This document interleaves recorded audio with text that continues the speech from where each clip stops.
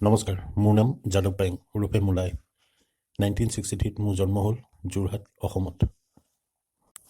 1979ত এটা বানপানীৰ পাছত যেতিয়া ব্ৰহ্মপুত্ৰৰ গছবন নথকা বালিচৰত এসোপামান সাপ মৰি থকা দেখিলোঁ, তেতিয়া মনত বৰ দুখ পালোঁ আৰু 20টামান ঠাইত বাঁহ গছ ৰোপণ কৰিলোঁ।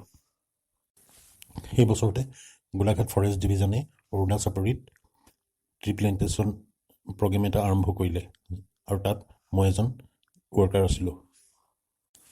কিন্তু 5 বছৰৰ পিছত প্ৰগ্ৰেমটো শেষ হ'ল যদিও মই নিজাববীয়াকৈ গছ ৰোৱা কামত লাগি থাকিলোঁ।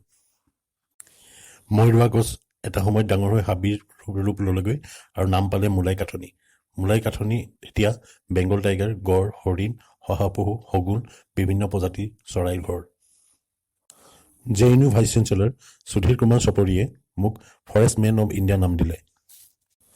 2015ত ভাৰত চৰকাৰে মোক ভাৰতৰ 4th highest civilian award padmashree বিভূষিত কৰে। আসাম এগ্ৰিকালচাৰ ইউনিভাৰ্চিটি আৰু কাজিৰঙা ইউনিভাৰ্চিটিয়ে মোক মোৰ অৱদানৰ বাবে ডক্টৰেট প্ৰদান কৰে। মোৰ ওপৰত the mulai forest, foresting life, forest men আদি ডকুমেণ্টেৰী বনোৱা হৈছে।